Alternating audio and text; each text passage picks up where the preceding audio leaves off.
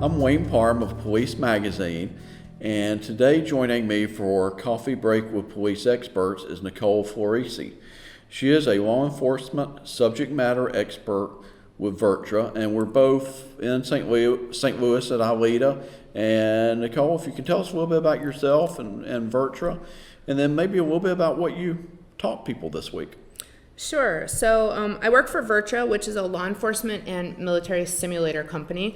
And we deliver high quality, high fidelity training through a simulator, single screen or otherwise, up to our 300. And what brings us above everyone is the quality of our content. I'm very lucky to work in the training and curriculum department with a fantastic team, also with my boss, Lon Bartel. And, we are very dedicated to helping officers, have more desirable outcomes with their training. So they go home, they're safe. They go home at the end of the day, and really how to, blend in the physiological and psychological stress responses, learn how to manage that amongst many different types of scenarios, use of force, de-escalation, mental health concerns, dealing with individuals who have autism, all sorts of different types of areas. And so I'm really lucky to get to be part of that team.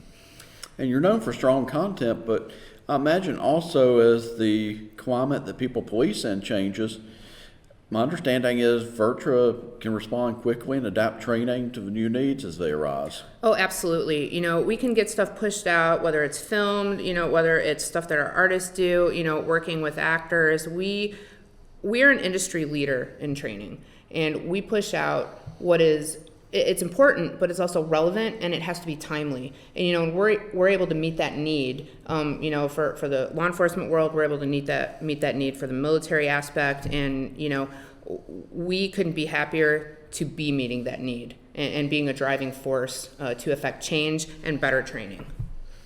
And of course, being here at ILEETA is great additional exposure if any officers weren't fully informed of what you do. And I believe you've had some simulation set up for officers to experience this week, or? We didn't have our simulator this week. We had it with us last year when we were here. We had our 300 with us. We just have our booth with us this week. But we've been very blessed. A number of people stopping by. This area, this climate here at ILEETA, it's not just new people. We actually have a lot of our current customers here. Oh, that's great. Which is great about that, because I can talk to you and tell you how great VirTra is, right? But what is going to be meaningful to you is how do other customers feel? And when you actually get the chance to interact with them and they hear us talking to you and they're talking about the delivery methods and our content and how that integrates with, their training processes and what that looks like. So it's such a great experience. And of course, I'm very lucky to be here and to be instructing. So I get that aspect too, not just getting to interact with everybody, but also getting to teach, which at the end of the day is really my passion. Well, tell me a little bit about what you taught. Okay, so I'll give you a little of my background because it's kind of how I got to my class. So nicely, people call me an odd duck in law enforcement. So I've been a police officer for about 22 years. I retired full-time in 2020. I'm still a police officer part-time in Arizona. But I'm also a therapist, and I have a degree. So I have a master's degree in professional counseling, and I've worked as a therapist since 2017, when I started. And then I have 2 additional degrees, and I'm not saying education is the answer to everything, but it's important for a couple aspects. So I have a degree in trauma counseling. I also have another postmaster's degree in human factors psychology, and I'm working on my doctorate. But it makes me an odd duck because I'm so vested on both sides of the world. I want to connect with the police side of things.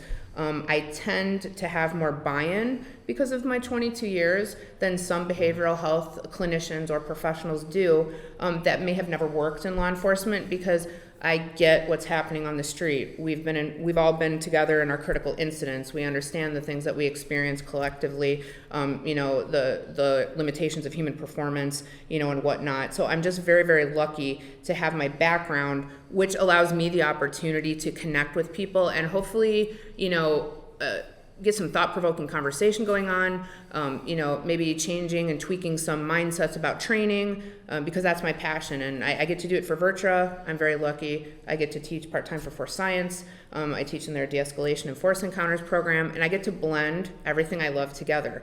So my class here is trauma-informed investigations for officer-involved shootings and critical incidents. And my passion in law enforcement is I don't want to see one more suicide. I don't want to see somebody living an unhealthy life, and that's truly for all human beings.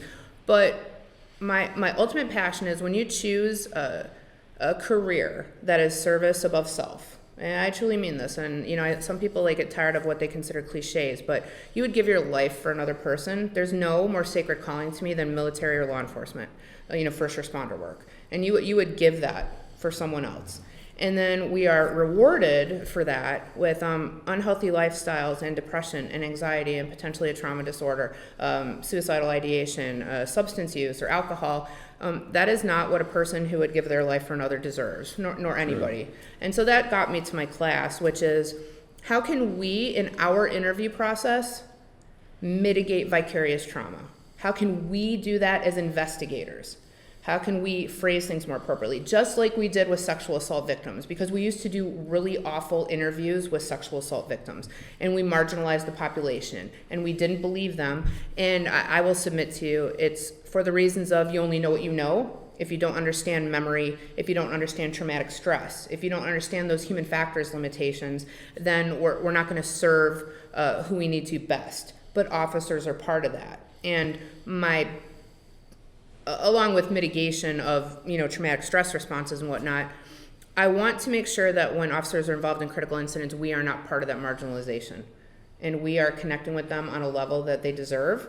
It's not an interrogation. We're framing our questions correctly, and equally important, we're looking at the limitations of human performance under stress, and we're not asking questions they can't answer. And tied to that, we develop that relationship of belief, and we don't treat our officers like liars in the process. And they've trained their entire life. If an officer has to take a life, they've trained the entirety of however long, 1 year, 5 years, 10 years, 20 years.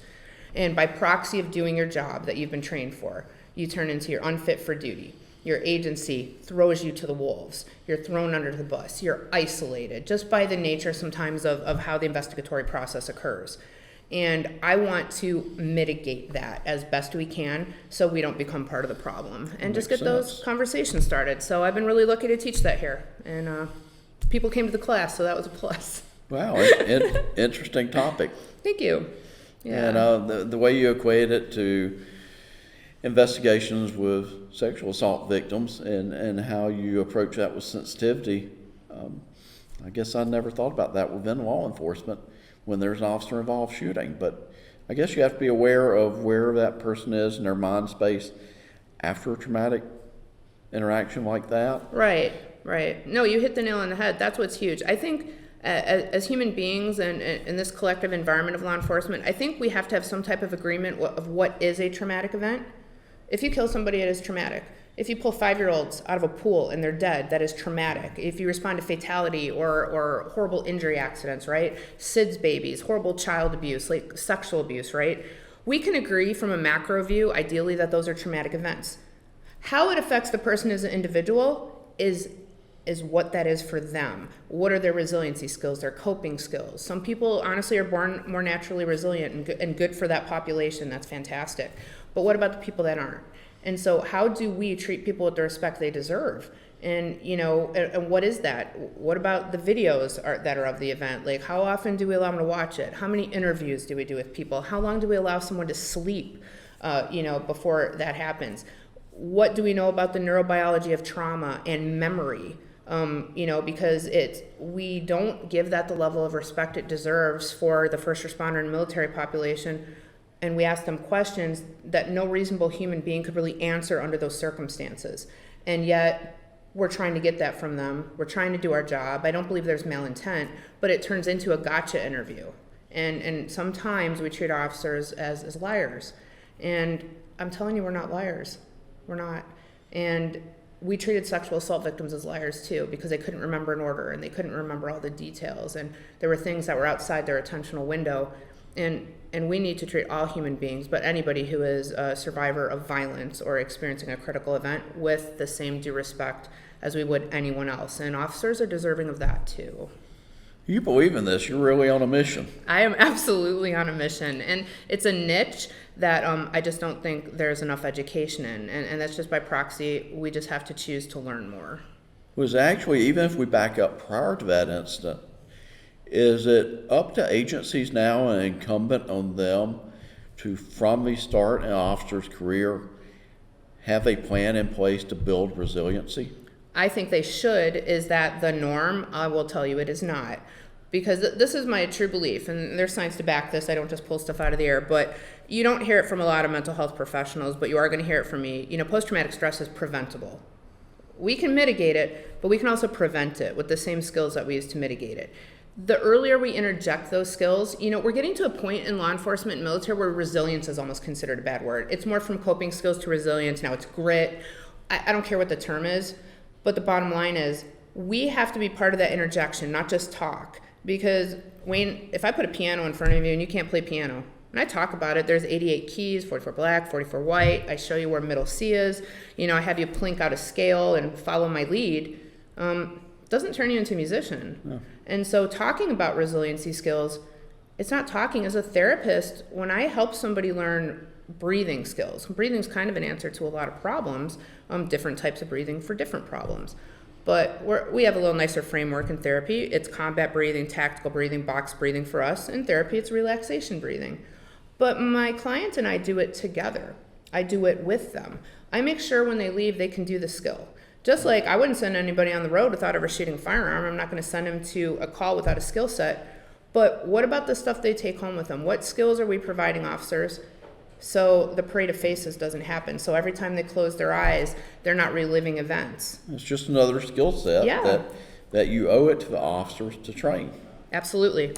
I think it's an obligation to train by proxy of what we've chosen as a career. Choosing this career doesn't make you resilient to trauma. It gives you exposure, and exposure to trauma, I'm going to be honest with you, if stress exposure worked for the human population, there'd be no anxiety, no depression, no post-traumatic stress, and 0 suicides. We get exposed to stress every single day of our life, and more so sometimes by chosen career. But if we don't interject skills, resiliency, something, and equally important, psychoeducation for the understanding of the limitations of human performance, we set people up for failure. Wow, you're right on top of all of this. And like yes. you say, you bridge two worlds. You've got that LE background, but then you got the sciences and understanding background also merging that all together. Hopefully people from your class take home some good points and maybe research and read a little bit more, and maybe you plant a seed of thought that it grows. Helps them. It grows at an agency. Yeah. Okay, well, I think that's about all your time I want to take today. All right, I know thank you got you. a busy schedule, but we appreciate you being here today, and wish you safe travels home and a good rest of the week. Thank you. Thanks.